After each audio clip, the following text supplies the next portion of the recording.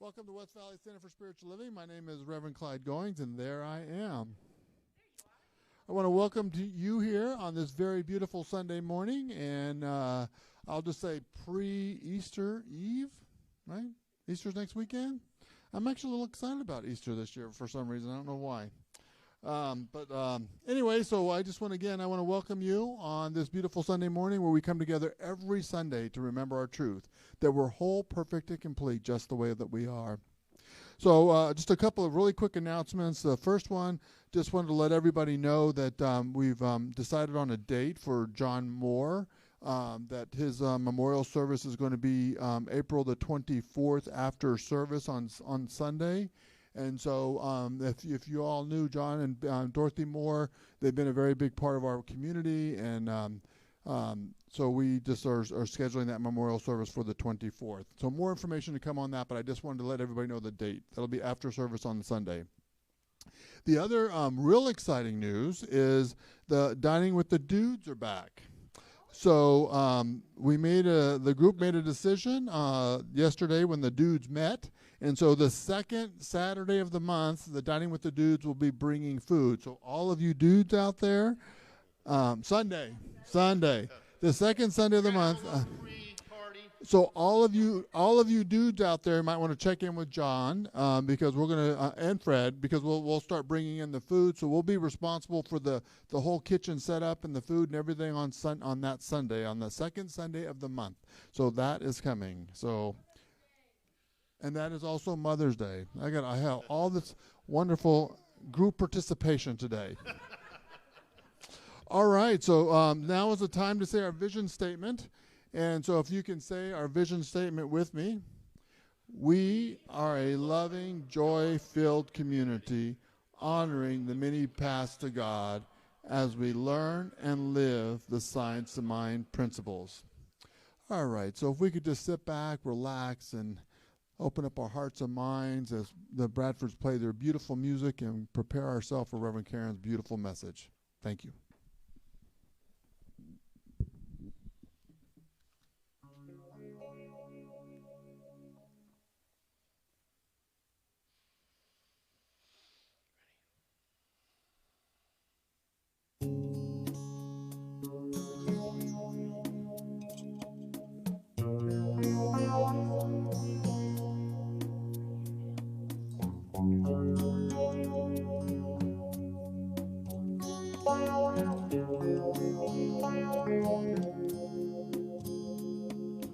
I will make a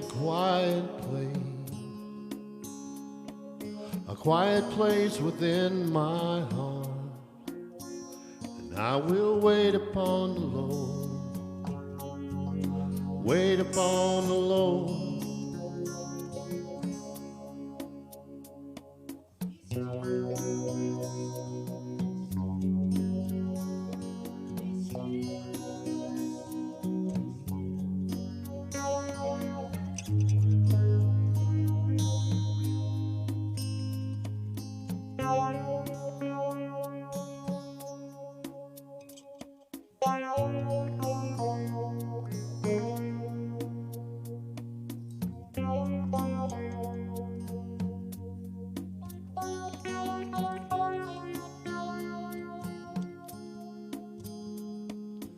I will make a quiet place within my mind, and I will wait upon the Lord, wait upon the Lord.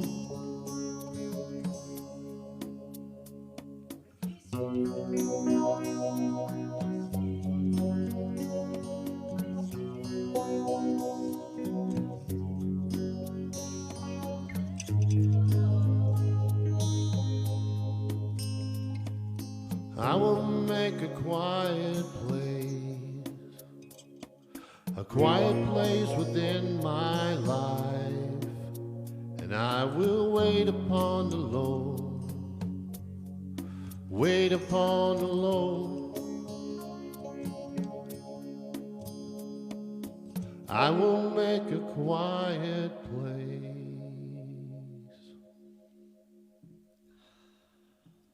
Good morning.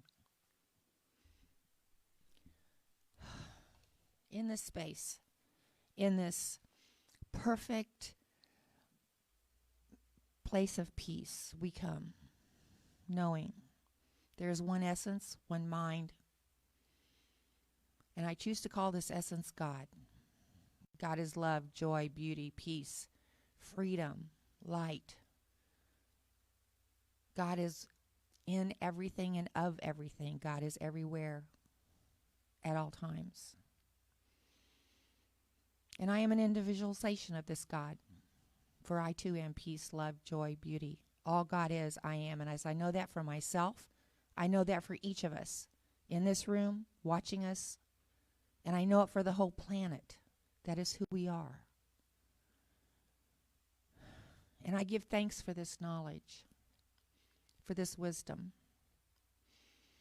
And I say a word of blessings for the Bradfords and their wonderful music that always brings us together and fills us up with joy and peace. And I say a word of blessing for Reverend Karen and her wonderful message that she gives to us and teaches us, that we may take these teachings and go forth and incorporate them into our lives, making our lives only better. So knowing this, I just release this into the law, knowing this service is already a whole, perfect, and complete. And together we say, and so it is. Okie dokie, guys. This is my fun part. So, we're doing Emmett Fox. I'm in an Emmett Fox. And the name of the book is Stake Your Claim. He was divine science, by the way. So, what I decided to read is An Act of God.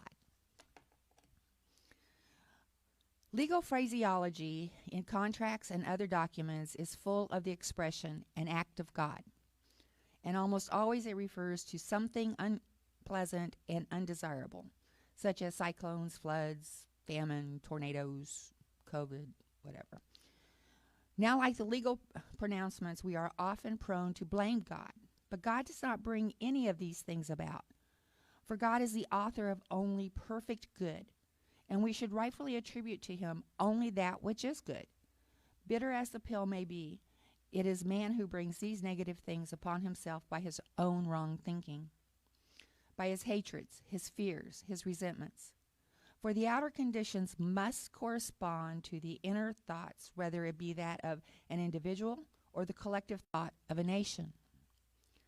But there are many acts of God, and they are always for good, because God is constantly acting in and through each one of us when we associate ourselves and our thoughts with him.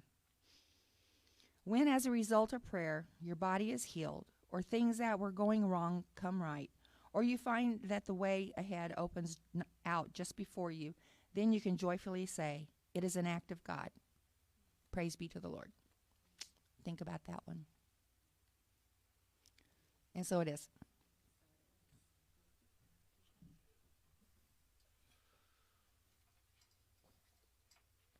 Okay, for this next song we're going to perform, it's called Lean on Me. Everybody's heard it.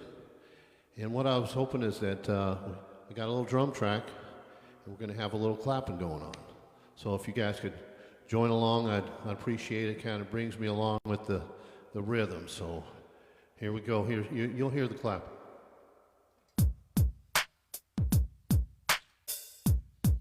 There we go.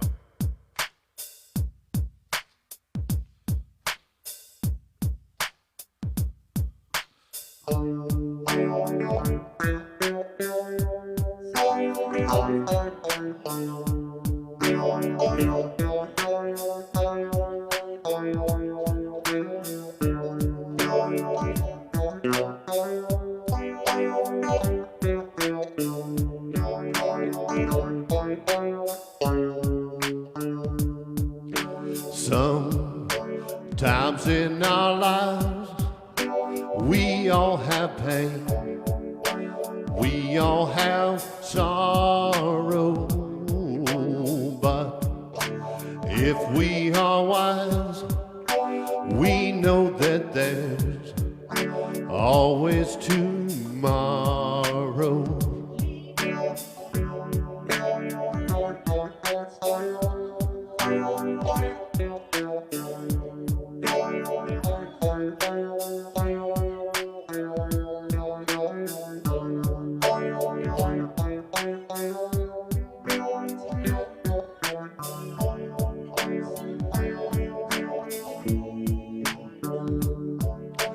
Please swallow your pride. If I have things you need to borrow, for no one can fill all of those needs that you won't let show. You just call on me, brother. You need a hand. We all need somebody to lean on. I just might have a problem that you understand. We all need somebody to lean on.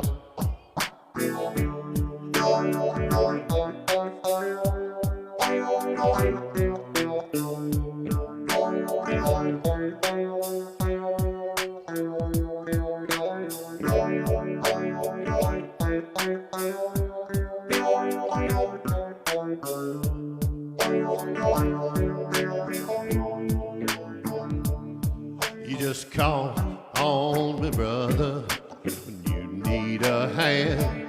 We all need somebody to lean on.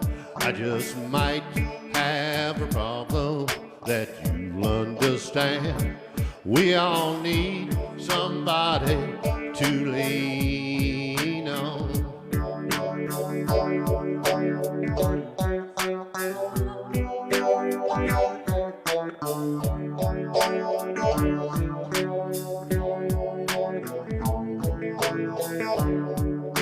Right up the road into the blue.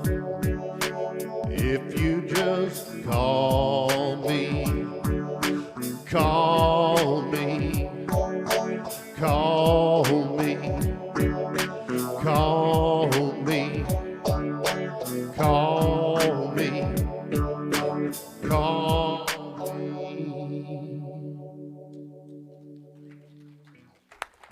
Thank you, Bradfords. You know what I know to be true? I could call you and you would be there for me. I know that about the Bradfords. Good morning, everyone. Welcome to the West Valley Center for Spiritual Living. Oh, you grew in the dark. You changed. You multiplied while we were getting ready for you here.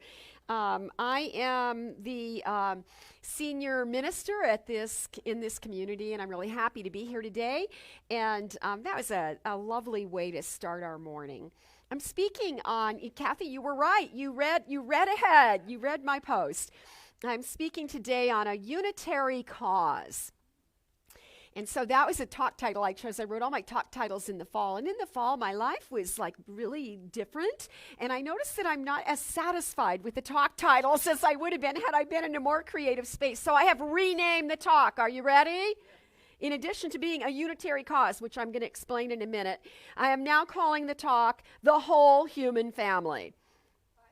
Yeah, because that's what we're looking at. The idea of a unitary cause means that there's some source, some way we are all united back at sort of the core of being. So when we're looking at the whole human family, the unitary cause is the fact or the way in which we are all created in the image and likeness of something that is much greater than we are. And I think that idea of focusing back on a unitary cause would be the answer to all of the everything that has gone wrong in the world in the last few years. If we could join in that place of knowing how powerful we are when we're connected and when we come together, then that power would really help us feel more united and not so splintered, because we kind of feel splintered right now in a lot of ways. When we're aligned to that unitary cause, when we're aware of it, we're moving in harmony with that divine force that I call God, that creative intelligence in the universe that sustains all of life consistently. Now, I found a quote from Dr. Ernest Holmes, the founder of this teaching, that inspired me in looking for something fun to talk about today.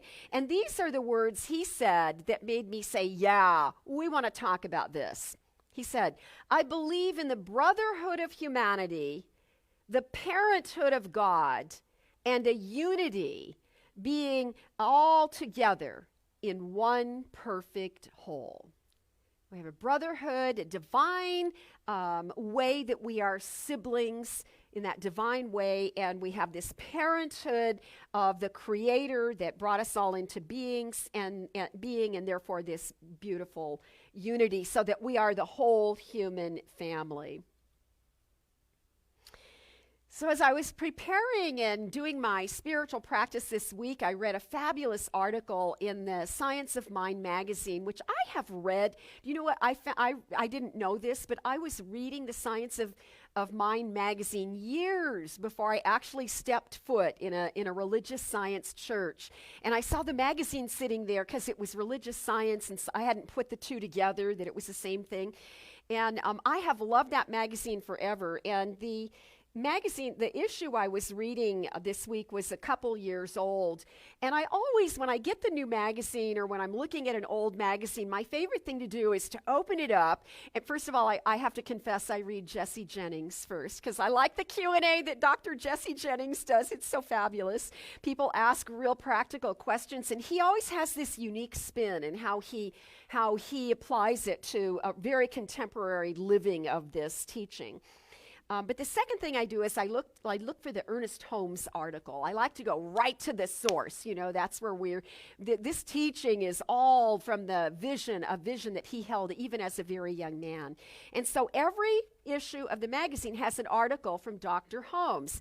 Now, they're taken from all kinds of places, but lately, in the last 10 years or so, every now and then they're transcribing some of the old talks he gave on the radio in the 1950s. And so what is so exciting about that is that a lot of those articles were lectures that he gave on the radio, but they're new information to us because they've never been printed before. So the Science of Mind archives have been doing a really good job of cataloging everything that's out there, and every now and then you stumble on one of these cherry articles where it's the words of Holmes as he spoke on this radio broadcast that went all over the country, and for several years. I think about 10 years he did that. So here's a quote from that article. He was talking about creating a world of unity. And he said the most important thing to remember when we're talking about creating a world of unity is that no two people need to think alike. That we are all individual and we're uniquely who we are on our very own. And then he used this quote as in explaining that. And this is a really fun quote. He says, "The rose bush is not a grapevine. The rose bush is not a grapevine, nor is someone from China a New Englander." Isn't that true? We're as people, we have not only different families, but we have different cultures in which we were raised. So the difference between China and somebody raised in New England in the United States is going to be very different cultures, very different ways of being regionally. Even in the U.S., the U.S. and Canada, we're very different regionally. As I thought of that, I was thinking of that Beach Boys song, the California Girls. You know, it's like the East Coast girls are hip. The East Coast girls are hip. Why? Because of the styles. I really dig those styles they wear, they said. And then they said, and the Southern girls, I like the way they talk. And then the Midwest farmer's daughter, that she brings something. And the Northern girls, the girls from the North are the best kissers, apparently, because then he talks about how they keep their boyfriends warm at night and they kiss well. But my favorite line in the song, because I'm a California girl, I was a California native for most of my life, and the West Coast girls, the California girls, I wish they all could be California girls, right? So there's regional differences, and that little song gives us a little peek at how we know that's true. We can see it in even a clever little song such as that. So he says, the rose bush is not a grapevine. Someone from China is not a New Englander, but The rose bush and the grapevine are rooted in one common soil, and they draw all of their life from that same soil. And in the same way that the Chinese and the New Englanders are rooted in one divine mind. So when we say we all live and move and have our being in spirit, in that one mind, we are talking about that sameness, that way that it's like a soil in which we can be uniquely who we are. The rose bush can't grow grapes, right? And we can really honor where we are at on our own path, and we can sort of shine in our uniqueness if we quit trying to be like everybody else. We need to be true to who we are, and often the spiritual journey includes that that truth. Be still and know. Know that God is right where you are, and know that you are created perfect just the way that you are. And there are lots of ways of expressing that perfection. So we can have different roots, but we're all planted in the same soil, or in this case, we're talking about the mind of God, that divinity that is that which sources us all the time. So there is plenty of room, in fact, infinite, we would say. There's plenty of room for variety.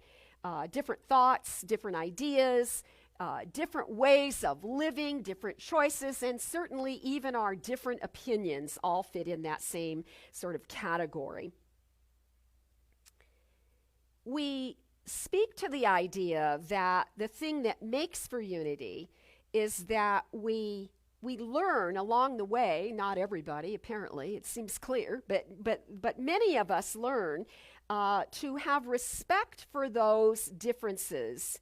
And that's a way in which we can find ways to cooperate with the greater whole, W-H-O-L-E, the all of it, to kind of live in harmony with the bigger picture rather than just according to our own uniqueness. So sometimes I'll say, yeah, I know, I'm a little rebellious. And then we almost use that as an excuse. Like, I don't have to fit in because I know that's to be my truth.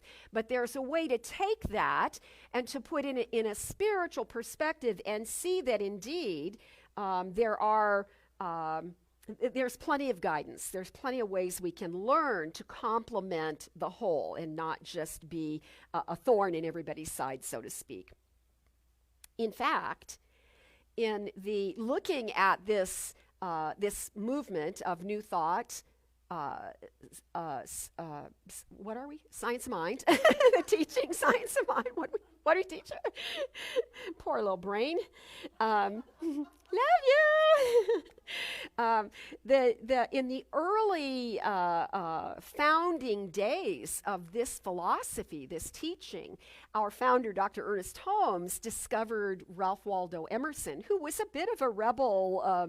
Clearly, they used to say his work was scandalous when it was first published. It was a little scandalous. He thought out of the box. But Dr. Holmes discovered Ralph Waldo Emerson when he was about 20 years old, and it changed his life. He said he was never the same after that, and it changed his life in this positive and transformational way. And particularly, he was fond of the essay Self-Reliance. Because Dr. Holmes had a lot of opinions, and he had dedicated his life, even as a young man, he had dedicated his life to spiritual study and growth and looking to see what makes people tick and how do we all fit together in the scheme of things. And what he realized when he read that essay, Self-Reliance, was that it's important to be who you are and that your opinions matter to you, though other people may not agree with you as in terms of whether our opinions are right or wrong. But the gift that Dr. Holmes got was that as he was willing to embody his own truth and be content with his own unique views, that he grew more compassion for people with different views. In fact, so much so that he said, and it is written in the book about his life, and these are his own words, that he had had a throat condition all of his life, and that it would be stirred when he would be having sort of a complicated encounter with another person where their opinions were different. And that once he really embodied the fullness of that Emerson essay, self-reliance, have confidence in your own way of interpreting this thing called life, that it gave him so much respect for other opinions that he was healed of that throat condition, and that it never returned. Now, I think that's a beautiful symbol of the voice, right? A condition in the throat, and that when he found a deeper love and respect for other people, that inflammation settled and never returned. So it's a lovely example, really. I believe that, and I really, as a minister, I can tell you I have a high level of confidence that everything that's been happening on the planet for the last few years is a reflection of the consciousness of humanity evolving. That the upset precedes the growth that's coming, that's emerging. And I do also believe that there are a lot of things that we are really unified in our thinking, a lot of things we agree about. And I want to say that primarily it's that we have tried a lot of approaches to move through the problems in life, and so far we haven't found the perfect solution, although I think it's right in front of us at all times. But so far it appears that we have not found the solution that we're looking for. But I want to say, what if we could soften that by looking at Thomas Edison, who said he had hundreds of attempts to make the incandescent light bulb, to make the light. He had all those failures, but he never gave up. And so I think it's sort of lovely that we're willing to try these new behaviors, and we're paying attention to what's working, what's not working. And what we're doing is we're sort of pulling the weeds, and we're moving closer and closer to more unified ways of gathering together and having that unitary cause and being aware of it. So knowing what doesn't work is actually a stepping stone to getting to what does work. So yes, we have been frustrated, and we can certainly see that there's a lot of frustration that lingers in the ethers. And in fact, in many ways, it appears that those frustrations are growing, and we want to pay attention to our perceptions around that and how we process that. If we think we see more trouble on the planet than good, then I know if that happens in my life, then I know I doggone better sit still for a while and know God again and get back to the unchanging truth of my reality, and also of what's possible for that which is emerging on the planet. So yes, we see dissension. We've experienced all kinds of heartbreak. Even in our own families, we've had splits and breaks that are sad, and we continue to hear scary things in the news or the headlines of the papers, and yet I find that we are still here, which means there's still work to be done by all of us. From that very same article that I was commenting on earlier, Holmes said these words. And what I like about a quote like this is that this is the point where Holmes is telling us what we can do. What can you, yes, something in life is not, that's the whole purpose of practical spirituality, is that there is direct recourse. We can redirect our paths and know what to do. So here he's telling us something we can do. I feel that we each have an individual part in this scheme, in this thing called life. The most valuable thing any one of us can do today is to be a little more certain that we are meeting life with a deeper understanding and a greater love for all. the most valuable thing we can do is to remain curious, to face every new day, to face every challenge, to be grateful for the things that are working well, to pay attention to that, to know and to let that appreciation build in our consciousness, but to be certain that we are doing everything in our power to understand life a little bit more and to find that way of loving each other even on a grander scale than we have been capable of doing so far. So it's a beautiful suggestion as to how to approach life. I think these are this is essential information. When he says the most important thing you can do today, it's like he's giving you this. I'm saying something important here. Take this in, use this information. So let's use that. Let's take our lives this week and be curious and look for a deeper understanding of our own life and what's going on in the world. And I think that it's essential because it seems to me as I mingle with you through these years, I see that we crave understanding. We open our mind. Often we say, why? And often I say, why, God? Why? Right? And so those are times where I realize I'm still trying to figure it out on my own. And as if any single individual has any special divine power to, turn the course of the world around. The truth is, all of us have equal power, and it's an inside job. We start with our own lives and our own expectations and our own anticipation for life and anticipating what we'd like to see rather than just what we feel stuck with. So we want to love more purely, and we want to be more. How did my husband say it? Be effusive. He used to say, be effusive with your... One time he was in the hospital and I said, okay, I got to go write my talk for tomorrow. What do you want me to tell the people? And he said, tell them to be effusive with their love. And I love those words. So be demonstrative. You can love people, but don't be shy about showing them.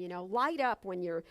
those people that are in your life, and when you can, we want to light up and let them know how much we love them. All of this, as I was looking at all of these sort of cues that Holmes left for us, all of these truths, these essential truths, I believe are the very reason we were able to so quickly jump into providing a Sunday service during that period of time we called lockdown. It's why your leadership at this church worked so hard to keep this church open during the pandemic. So we didn't gather, but we kept this church open, and we were available, and we did everything we had to do. We found ways to not only broadcast the Sunday service, but we found better ways to archive the Sunday message.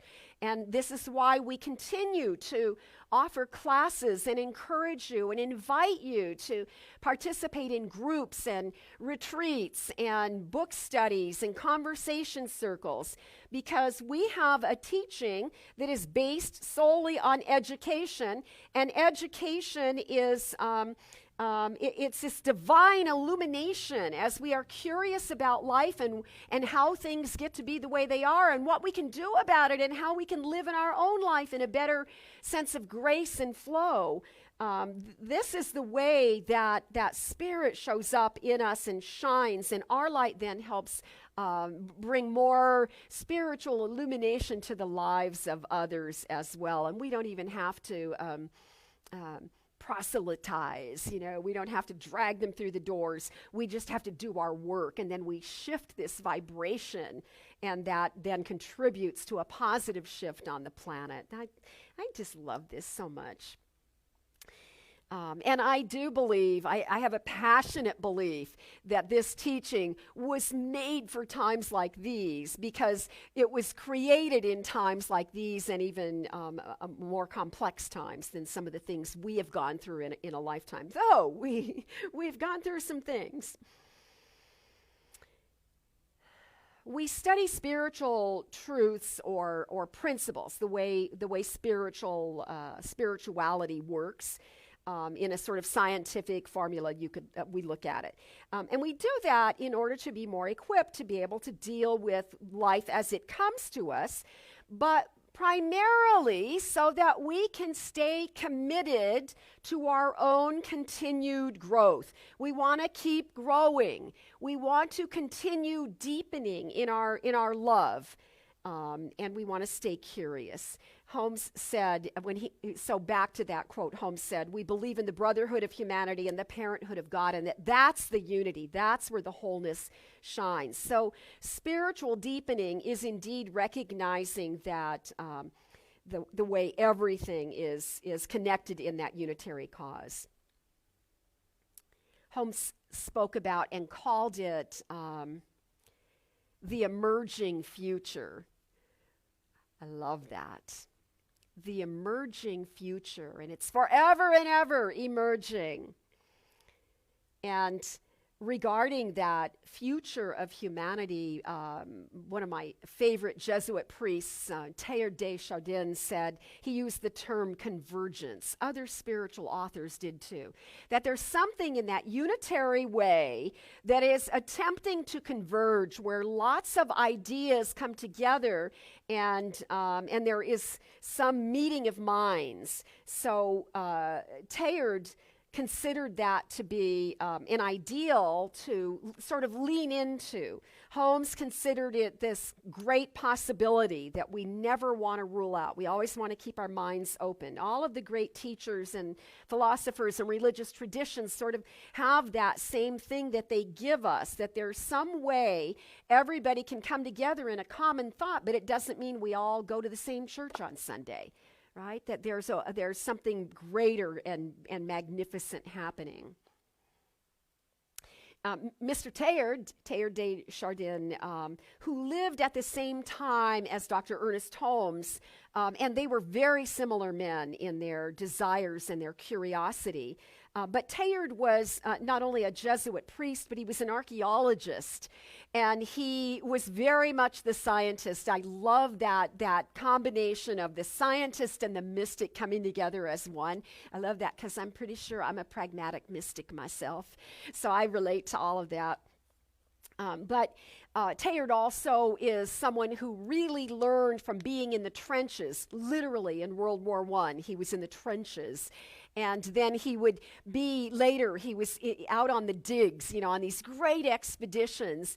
And he actually was a part of digging up really important artifacts and human skulls. And so you can see that he had this way of seeing that all of life has evolved. He was interested in the way the planet physically evolved, but he was interested in what's in the way the consciousness of humanity is always evolving and shifting and changing.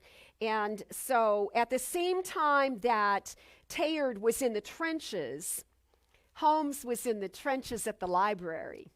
So Holmes, who was really dedicated to all kinds of education, was digging deep and having these intimate experiences and encounters in studying the philosophers and the great spiritual people that left us fabulous writings and people that were killed for believing so radically. You think of people like Meister Eckhart from the Dark Ages. Imagine being a brilliantly spiritual-minded person with all these fabulous insight, and then they put you to death because you're so radical. And then his works become beloved and famous much later.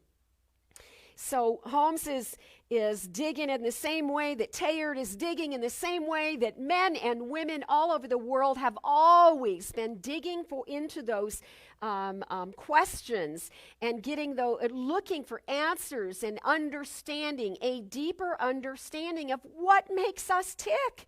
Why do we do the things we do? What hope is there for us? And both of these these men, these brilliant thinkers, had the same desire to not only understand life, but to step into a call where they could share their findings with humanity to bring hope to all of us.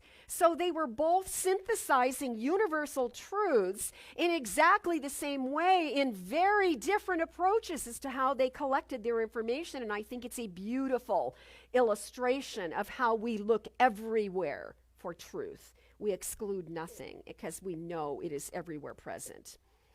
So these are people who were deeply rooted in that commonality of humanity and that ongoing convergence or evolution, and in the way that the planet is always, something new is always emerging on the planet. So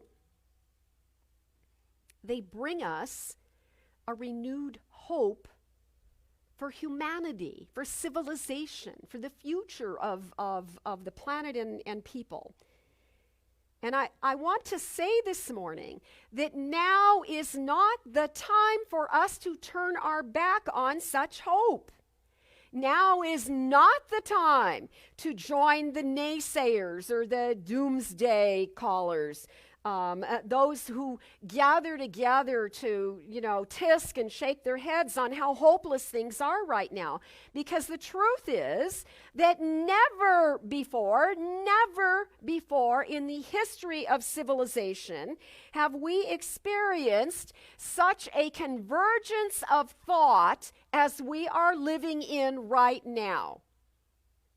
We have a unified idea. I know you're sitting there, you're going, what the hell is she about to say? How are we unified? I think we are unified in this way. We are unified in the fact that there has to be a better way to move forward.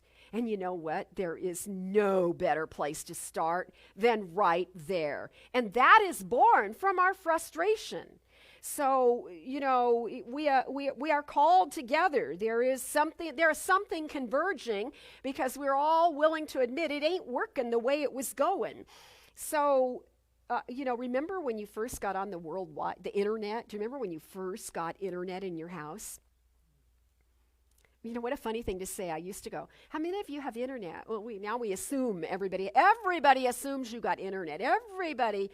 Woo, I could tell you stories about my last couple months of how internet or your phone and signing legal documents on your phone with your finger. It doesn't even look like your signature, right? But the world has changed. And I remember when I first got the internet and I had AOL and I was paying $25 a month for it. It grew. I think I was paying $39 before I finally went, hey, you're not paying anything for internet? Why am I still paying? And man, it's hard to get rid of AOL if you start on AOL, it's hard to let it go. I'm sorry. I know there are others, so you're not alone. There are quite a few people who are still on, and I'm not against that. I just don't think anybody should be paying for it, for sure. You are? You don't pay for it. Oh, okay. Yes. Well, there was a day where we did. Yeah. There was a day where we did.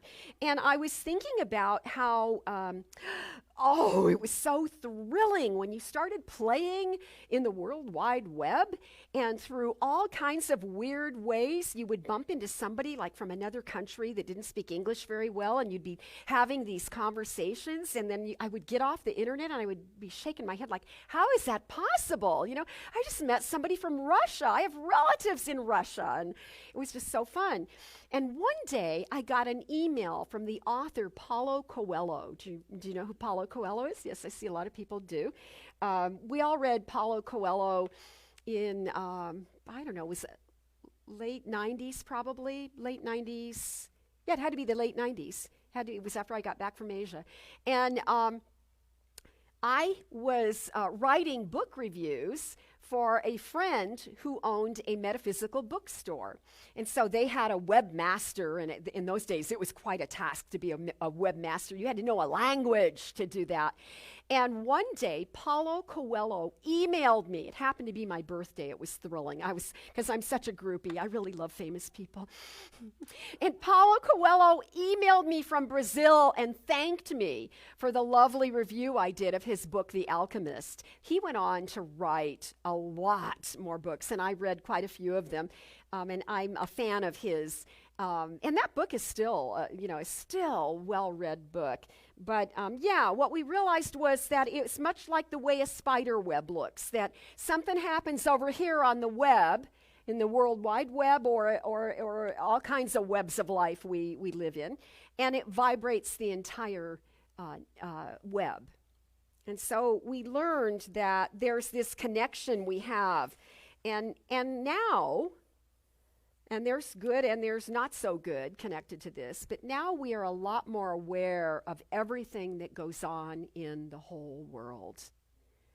We're less likely to be uninformed about things. And recently, all of us, everybody on the planet, we shared a global experience with a worldwide pandemic. This was another illustration of a time when the entire world converged into one point of thought, one common meeting point, and that was, how do we stay safe? What do we do about a worldwide global pandemic? And I would say that we created a space for something new to emerge, and we still don't know what that is, and I don't even know that we will know in at least like my lifetime. I mean, we have different ages listening and here in the sanctuary, but what happened was, it was sort of odd how the pandemic created a leveled playing ground. All of a sudden, we were all in the same boat. And we really didn't even know what end was up for quite a while. And we had an experience that shook us. And it moved us, I believe, into this place where we suddenly had more compassion than we had been having because of the loss of life. It was suddenly, at first it was foreign, like nobody knew anybody. And then gradually, as the pandemic went on and on and on, now most of us, we may not have been affected personally, but we know of someone or some family that has been impacted. So this idea of a unitary cause is not about just the way people come together in agreement. Like, we did not agree about anything concerning the pandemic, nor will we ever agree on all kinds of threads from that story. So it's not about agreement. It's not even about achieving a goal or like believing that eventually we'll have one world religion. It doesn't have to be it. That is not the unitary cause or the meaning behind the subject, but it's about an acceptance of the commonality of it. In fact, I would say that I don't think it's about agreement as much as I do believe it's about acceptance. Emerson, in that essay, said, accept your uniqueness. But the lesson is not about, I'm special because I'm unique.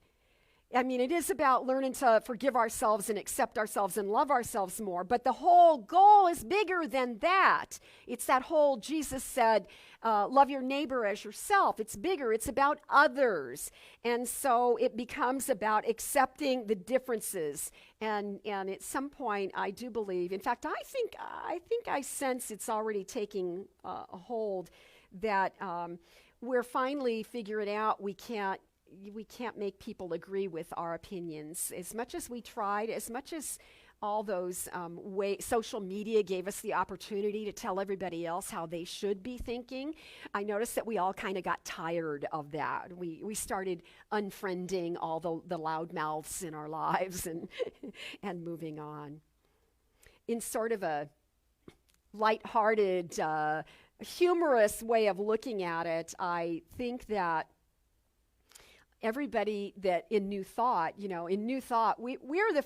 probably the first people that were putting those, what's that bumper sticker? That's that universal one, coexist. So all of those people in New Thought, or all those people that were trying first, the early on board to be open-minded, and we can bring change to the planet. I do laugh a little bit when I think about how much we spoke about diversity and inclusivity. Reverend Clyde has trouble saying that word. Inclusion is easier to say. We see that I think that we put so much light on our differences. We put so much attention on our differences that we added to the problem. We're preaching oneness and wholeness and allness, but we keep talking about diversity and including everybody that's different than we are. And we sort of got away from the whole idea of the one human family, even though that was the original intention. So let's get back to that original intention. Everything about this teaching, whether it's in this church or any other New Thought church or any other religious science church, everything about our teaching is about looking at the discordant fact. Where is a challenge in your life or in the world? And at the other side of that is a spiritual truth that is trying to reveal itself in order to restore harmony, in order to bring more peace into our lives and on this planet.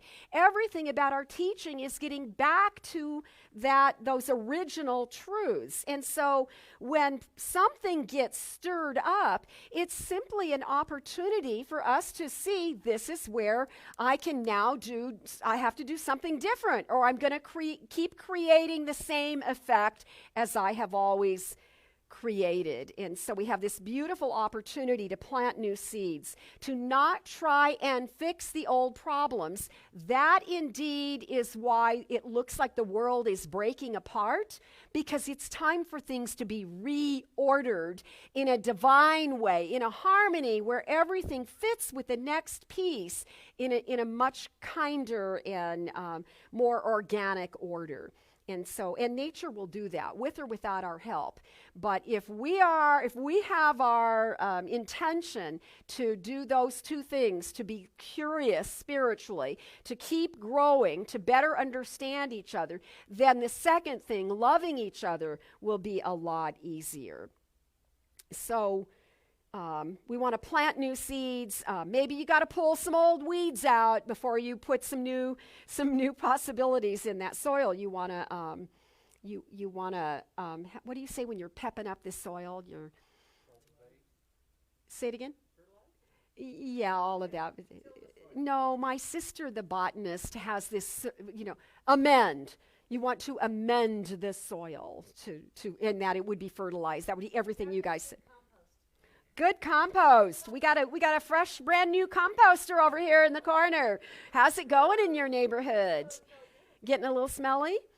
I loved your little beginning compost pile. It was beautiful. So we're returning to that divine ideal. We're asking that question, what else is possible? What more is possible? And let's stay focused on that. The great Christian mystic, my favorite, Emma Curtis Hopkins, lived, actually Holmes met her and studied under her, and but she was, I think she passed in 1925, and Holmes lived till 1960. So she was a generation older than Holmes. But Emma Curtis Hopkins had this unique, gorgeous focus on keeping the high watch. And if you're feeling downtrodden, pick your head up and look upward. Keep the Godward gaze. And so she said things like, if we are to transcend our limitations, we must look above them, right? Right? So we're not digging into it. We're looking above it, knowing there's a spiritual principle that will always pull us through whatever it is. She would say we have to look up until we see and recognize the high laws, the spiritual principles that are sort of heavenly as a symbol. Vision often Godward and live anew. Love that one. I think we might need that one on a wall somewhere. And here's one I really love. She says, unburden your tongue of talking of hardships. Unburden your tongue of talking of hardships. And in fact, in that same area, she said, the one who is still talking about their troubles has missed the whole point. Right? At some point, there's another approach. There's a higher way to look at it. So I'm going to close this morning with a really lovely quote from Dr. Ernest Holmes, and he said this: if we will listen to the heartbeat of another, we will hear the rhythm of the universe resounding in us. It is through our friendships, it's through our relationships, our connections with each other. He says, it is through our friendships that the infinite speaks in a divine language. See, that's a universal language that we all understand. You don't need words because we have love. So keep caring. We've done such a good job. Keep caring. Grow in compassion. And let's love each other effusively. I think we need to anchor these ideas in the words of prayer.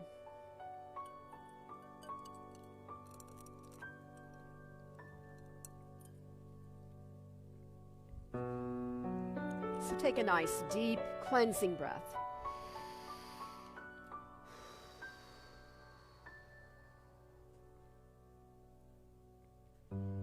And we'll face that beautiful paradox of turning within, even as we keep the Godward gaze.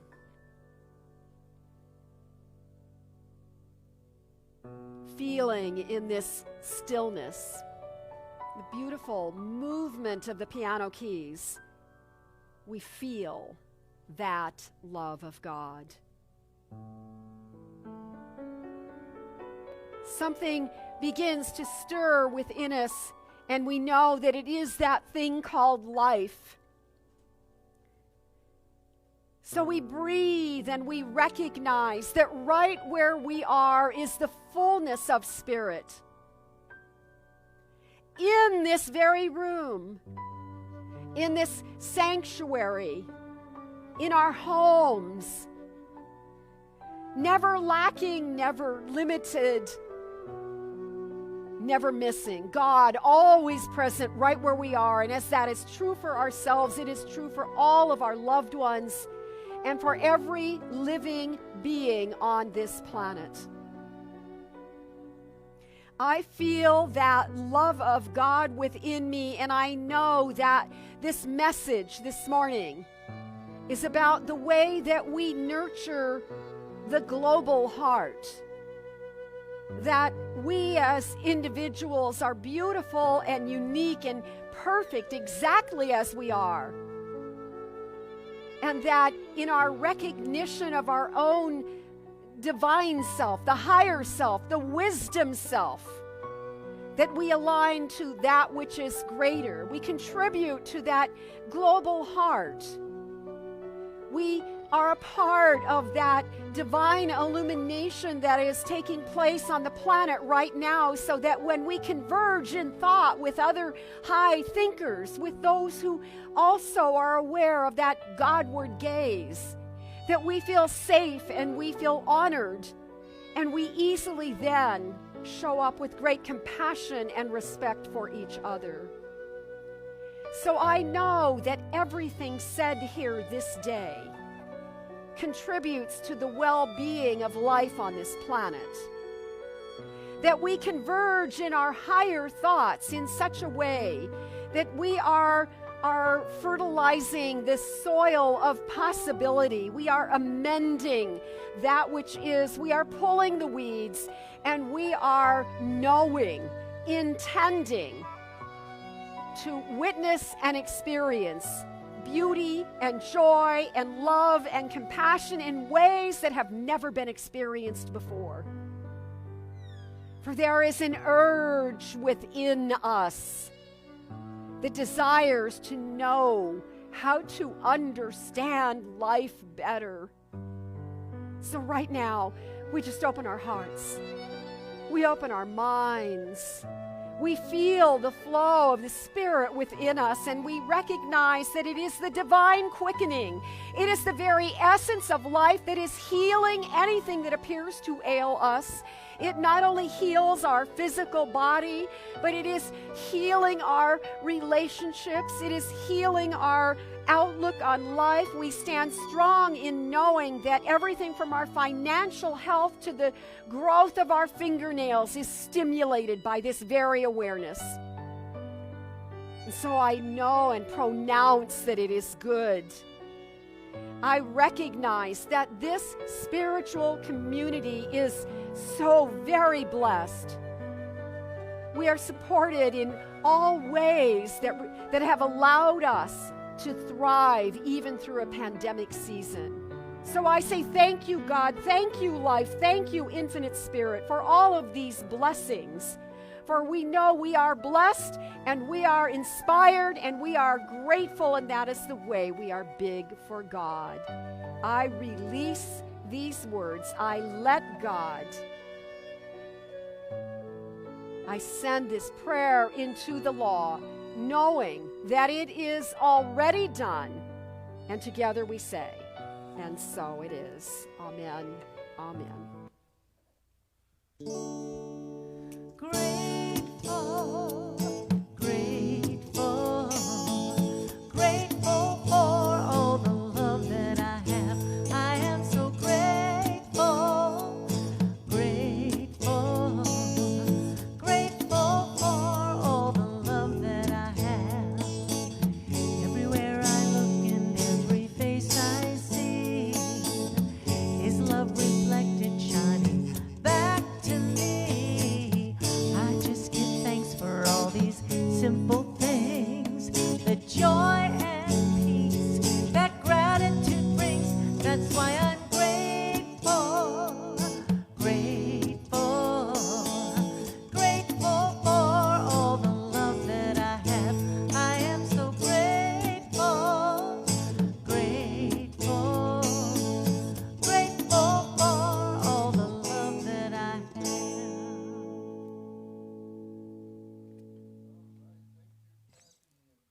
You, Cheryl, for putting me on the speaker. All right, so now's the time to be grateful. Grateful for our lives and grateful for the abundance of what life has to offer. So we are going to say our giving affirmation together, but before we say it, I want to remind everybody that we have call to prayer right after service. So if you want to come up, we have a practitioner on call. So if you'd like to prayer, we will be happy to pray with you. And then also a reminder that we are not passing the offering plate. We've chosen to keep with the black boxes in the back of the room for your tithes, and we appreciate your donations and your gifts. Thank you very much. And the thrift store is open. So please join us for fellowship afterwards. And so let's say our giving affirmation together. I live in a consciousness of good. Divine love blesses and multiplies all that I am, all that I have, all that I give, and all that I receive. Thank you, God, and so it is. Please rise for our last song.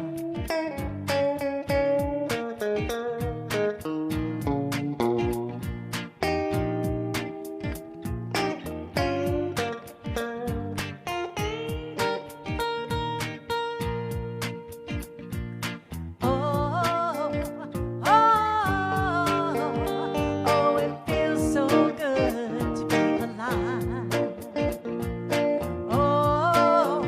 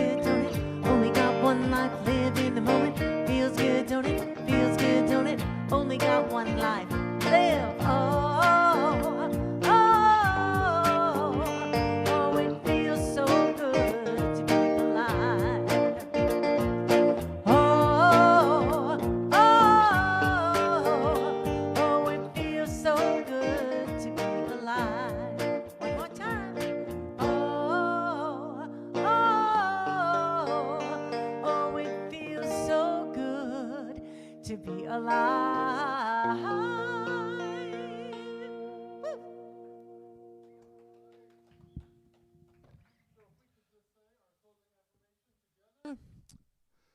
I accept that life is forever evolving to the highest and best good.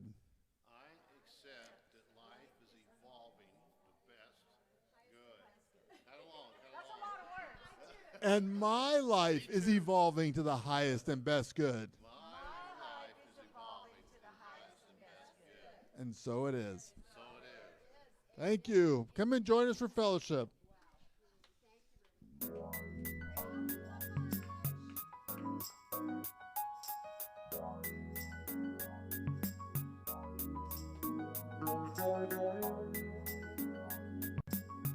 Thank you.